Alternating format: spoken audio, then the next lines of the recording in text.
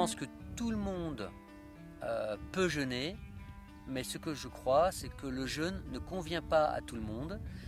Il y a des contre-indications. L'obésité sévère en est une, puisqu'il y a un risque cardiaque, ou alors il faudrait le faire de manière médicalisée en présence d'un cardiologue. Il y a la dépression, il y a l'anorexie, il y a également le diabète de type 1.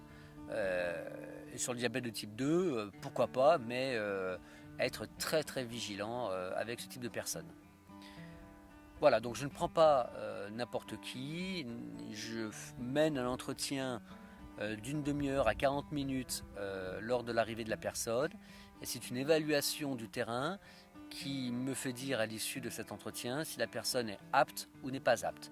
Si elle est apte, elle rentre, elle est dans son jeûne depuis 24 heures, donc tout va bien, elle continue le jeûne et je vais l'accompagner jusqu'à la fin, donc 6 jours ou 15 jours plus tard.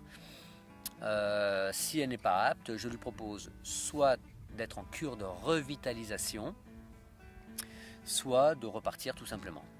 Ce qu'il faut dire aussi, c'est qu'en naturopathie, le principe est de reposer un organisme fatigué.